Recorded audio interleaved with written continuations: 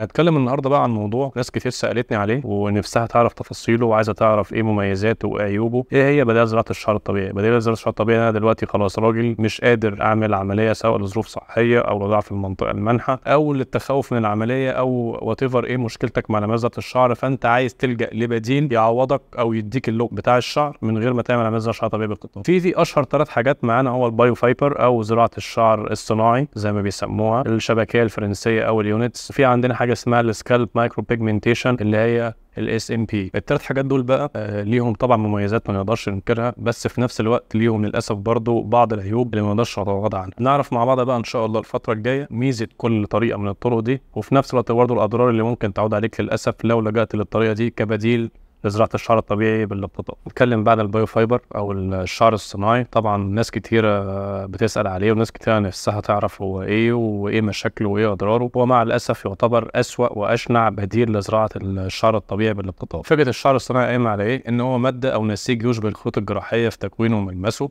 ليه طول معين انت بتزرعه، تمام كده، وفي الاخر بيتقص وبيتسرح. طبعا ناس كتيرة هتبقى حابة الفكرة دي كلها، ان هو مش معتمد على عملية جراحية ولا اخذ من المنطقة المانحه، وفي نفس الوقت سريع. انت بتخش من غير شعر بتطلع بشعر. طبعا اوبشن امن بديل سريع من غير بقى ما شعر يقع ونستنى 6 و8 شهور وناخد علاجات بعد الزراعه. لا، انا بتغاضى عن كل ده وبلجأ للبديل السريع. طيب وبعدين ايه اللي بيحصل؟ مع الاسف الخطوط الجراحيه دي لما بتتخيط بغرز تحت الجلد، ده يا فندم الجسم بيتعامل معاه على انه جسم غريب. في الاول بتبقى الدنيا ظريفه، الشكل حلو، بعد كده بيبدا يحصل التهابات. الالتهابات دي للاسف مش هتنتهي انتهاء كامل الا بنزع الجسم الغريب ده. وات ايفر بقى ايه الكلام اللي بيتقال عنه على ان هو امن وان هو FDA ابروفد، ماشي، كل ده كلام جميل، احنا مش هنكذبه، بس احنا عندنا ادله وعندنا عينات من حالات للاسف حصل ليها تشوه لا يمكن غفرانه. ما قابلتش في المجال ده حاجه شوهت الناس وعملت لهم مشاكل صحيه وتجميليه زي موضوع الشعر الصناعي، لان انا مش من السهل ان انا اطلع اتكلم عليه واقول في اضراره، خصوصا هو مجال بره عن مجالي خالص. بس انا فعلا لما من كتر بقى الموضوع عمال يتفاقم ومن كتر ما انا الحالات بتزداد سوءا والمشاكل فعلا اللي بتقابلني عشان خاطر ااهل الحالات دي تاني، انا ممكن اقعد ااهل في الحاله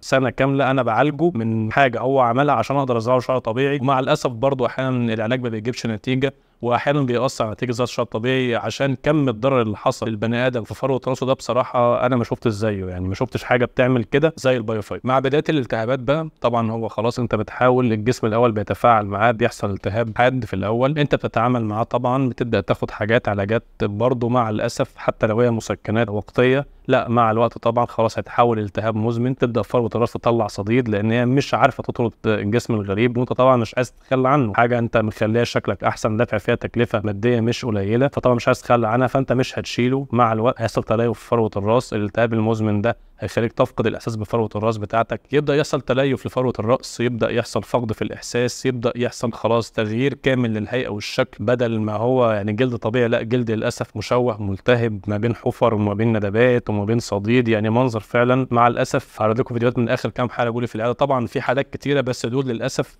خلاص بقى فعلا يعني أسوأ مرة لقيت فعلا في مجال زراعة الشعر. الحالة دي كانت عاملاه من 5-6 سنين تقريبا، زي ما انتم شايفين كده، ادي الصديد موجود والالتهاب موجود، في اماكن عاملة دمامل. طبعا احنا شلنا اصلا البايو فايبر ده، يعني استغرقنا 3 جلسات، كل جلسة ساعة ونص ساعتين عشان نقدر نشيله من غير ما نهري فروة الراس. انت متخيل ان انت بس لو اي غلطه وانت بتشدها هتطلع بالجلد، مفيش فيه اي احساس بالمره. وطبعا مع الاسف اعاده تاهيل الجلد ده يعني ممكن ياخد معانا وليكن سنه كامله من جلسات، طبعا سواء اذا كان ديرما بين، حقن دهون ذاتيه، جلسات فراكشنال ليزر. وطبعا يعني ان شاء الله انا مصمم على الحاله دي وافضل وراها باذن الله تعالى لحد ما اخليها تتعافى تماما. يعني كان في اصعب من كده الحمد لله ومرنا بيه وعديناه، وان شاء الله هتابع معاكم النتيجه مجرد بس ما ننتهي من العلاج الجلد. هعرض لكم فيديو كمان للحاله دي ايه اللي حصل فيها في الاخر، وباذن الله برضه هتابع معاكم نتائج زراعه الشعر الطبيعي بتاعها من دي 1 لحد النتيجه النهائيه ان شاء الله. طيب الحاله دي الثانيه بقى، دي كانت حاله بنت، وبنت مش محجبه، يعني صغيره بس كده. طبعا قالوا لها طب ما فيش مشكله، احنا ممكن نعمل 50 شعرايه وبتجربي ال 50 شعرايه، ولو كويس وعجبك نكمل وخلاص وهنسد الفراغ دي. وفعلا هي اقدمت على الاجراء والجلد اصلا ما استحملش، البايو فايبر طلع بالجلد عمل قرحه اصلا. والحمد لله دلوقتي يعني الله تعالى برضه هنزرعها شعر طبيعي بس لما الجلد يبقى مؤهل كفايه ان هو يستقبل بصيلات، وهتابعكم برضه نتيجه الحاله دي ان شاء الله.